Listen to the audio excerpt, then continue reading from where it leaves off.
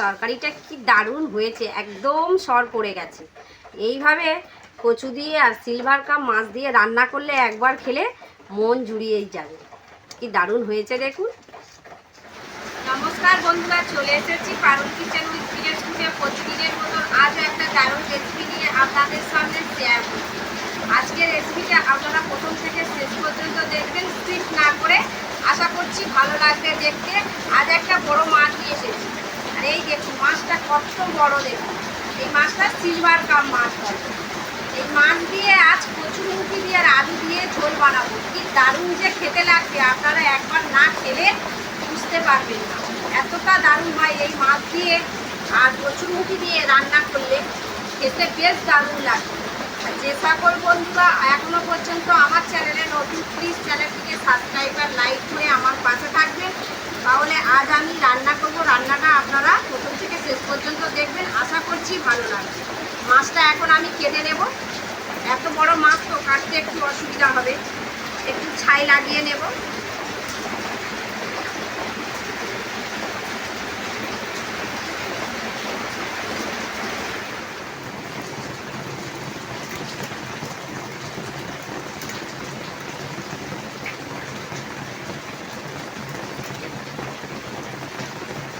মাছটা বেশ তো ভালো করে আমি কেটে নেব আগে, আর একটু বড় মাছ তো একটু অসুবিধা হচ্ছে।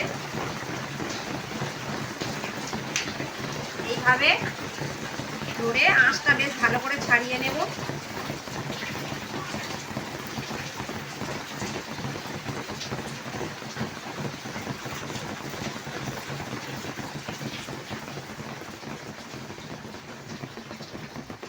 মাছের আঁশগুলো বেশ ভালো করে ছাড়িয়ে নিয়েছি, এবারে কেটে নেব বেশ ভালো করে।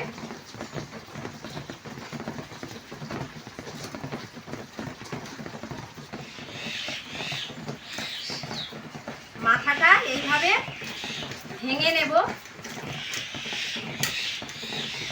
এই যে মাথাটা ভেঙে নিয়েছি, মাথাটা দিয়ে একটা রেসিপি বানাবো।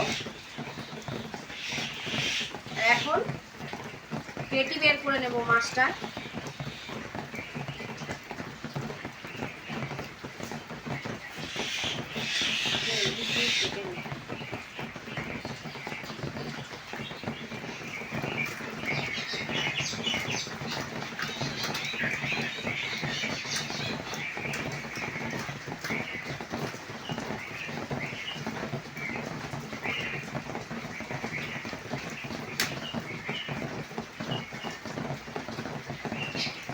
কেটে নিয়েছি, এবারে পিস পিস করে কেটে নেব।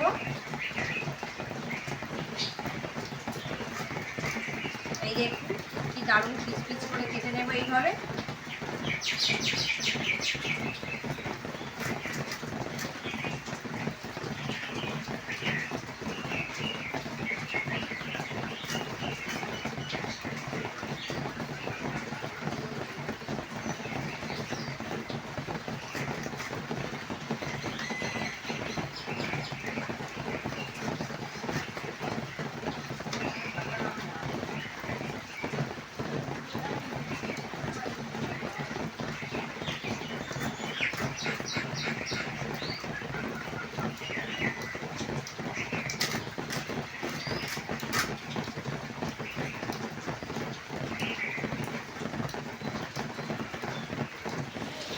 বন্ধুরা, মাছ বেশ ভালো করে ধুয়ে নিয়ে এসেছি। এখন মাছে লবণ হলুদ মাখিয়ে নেব।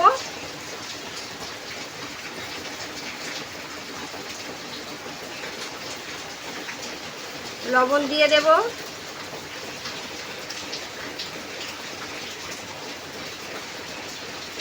হলুদ গুঁড়ো দিয়ে দেব,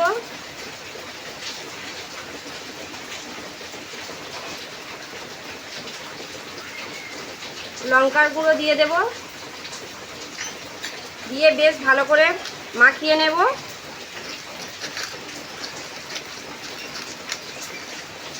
বেশ ভালো করে এইভাবে একটা একটা করে লবণ হলুদ মাখিয়ে নেব, নিয়ে মাছগুলো ভেজে নেব। মাছ ভাজতে ভাজতে ওদিকে মশলাও করে নেব। আর ভিডিওটা তো অনেক বড় হয়ে যাবে, আর মশলা করাটা আপনাদের দেখাবো না, রোজ রোজ তো দেখাই। আমি তো শিলনোড়ায় মশলা করি। বেশ ভালো করে মাখিয়ে নিয়েছি। এখন ভেজে নেব মাছগুলো। বন্ধুরা, কড়া বসিয়ে দিয়েছি, তেল দিয়ে দিয়েছি মাছ ভাজার জন্য। তেল গরম হয়ে গেছে, একে একে মাছগুলো ভেজে নেব। আর এদিকে লোডশেডিং হয়ে গেছে।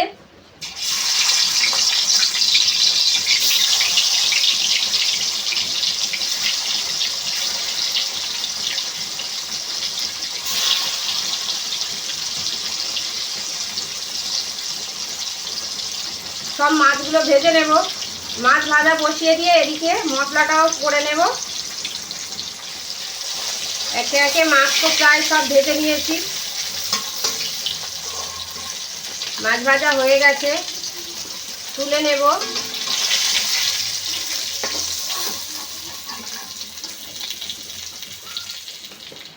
বন্ধুরা, একে একে মাছ সব ভেজে নিয়েছি। মাছ ভাজার তেলে তরকারিটা চাপিয়ে দেব। আপনাদের আজ বলেছি কচুরমুখী আর আলু দিয়ে তরকারিটা বানাবো। আর এই দেখুন, লম্বা লম্বা করে আলু আর কচুরমুখী কেটে নিয়েছি, দেখানো হয়নি। এখন এই ফোড়নে দিয়ে দেব কালো জিরে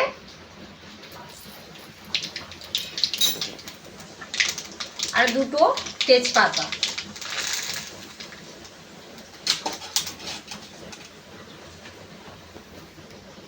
কিছু পেঁয়াজ কুচি দিয়ে দেব।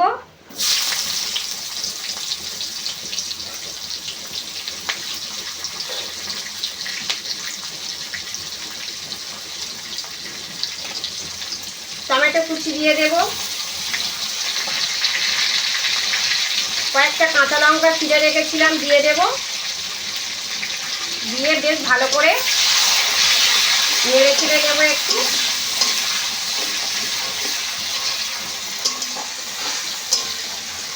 পেঁয়াজ টমেটোটা একটু ভেজে নিয়েছি। এখন কচুরমুখী দিয়ে দেব। কচুরমুখীটা আগে দিয়ে দেব, আলুটা একটু শেষে দেব। আর বন্ধুরা, এত বৃষ্টি হচ্ছে, উনানে যেতে পারিনি। আজ গ্যাসে রান্না করছি। এদিকে লোডশেডিং হয়ে গেছে, হাতে টর্চ লাইট নিয়েই রান্না করছি। একটু অসুবিধা হবে হয়তো দেখতে আপনাদের। কচুটা বেশ ভালো করে একটু ভেজে নেব।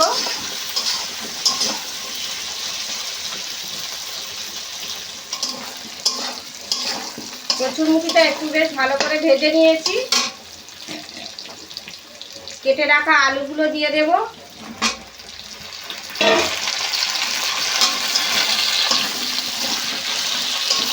দিয়ে বেশ ভালো করে আবার একটু কষে নেব।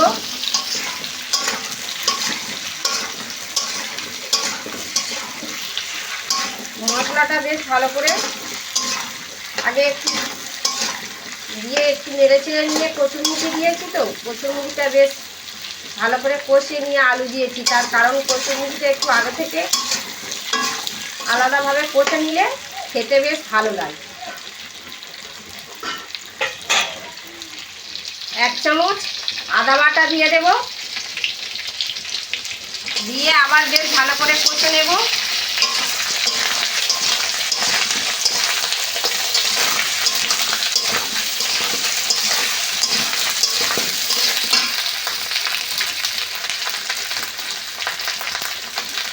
জিরে আর ধনে একসঙ্গে বেটেছি, 1 চামচ দিয়ে দেব। দিয়ে বেশ কষে নেব, একটু নেড়ে চেড়ে নেব। নিয়ে এবার গুঁড়ো মশলাগুলো একে একে দিয়ে দেব। গুঁড়ো মশলা দেব, লবণ, হলুদ আর লঙ্কার গুঁড়ো নিয়েছি, দিয়ে দেব। দিয়ে বেশ ভালো করে কষে নেব।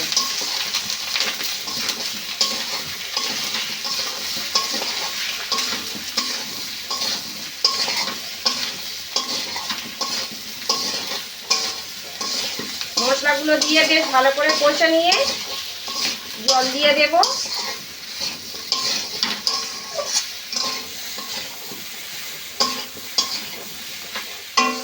কষিয়ে নিয়েছি, কষানো হয়ে গেছে। এখন জল দিয়ে দেব।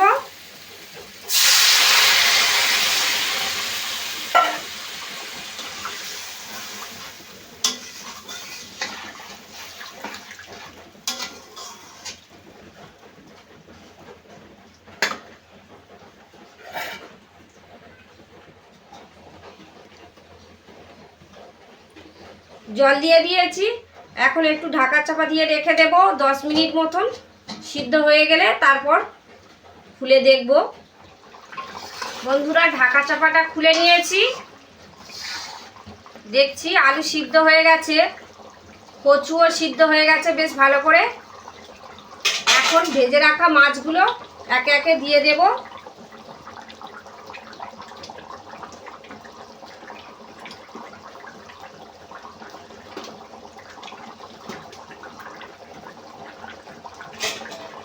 এইভাবে একটু মাছগুলো চেপে দেব।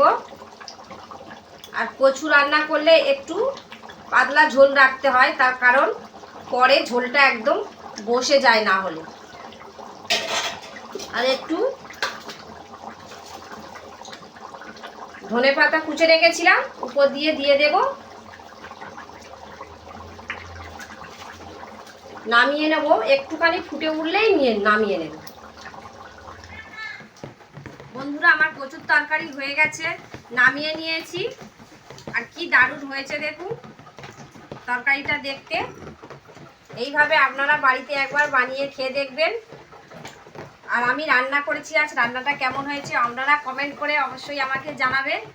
ভিডিওটি ভালো লাগলে লাইক, কমেন্ট, সাবস্ক্রাইব করবেন, বেশি বেশি করে শেয়ার করে দেবেন। সবাই ভালো থাকবেন, সুস্থ থাকবেন। চলে আসবো আবার নতুন ভিডিও নিয়ে। এই রকম নিত্য নতুন ভিডিও আপনাদের সামনে নিয়ে চলে আসবো।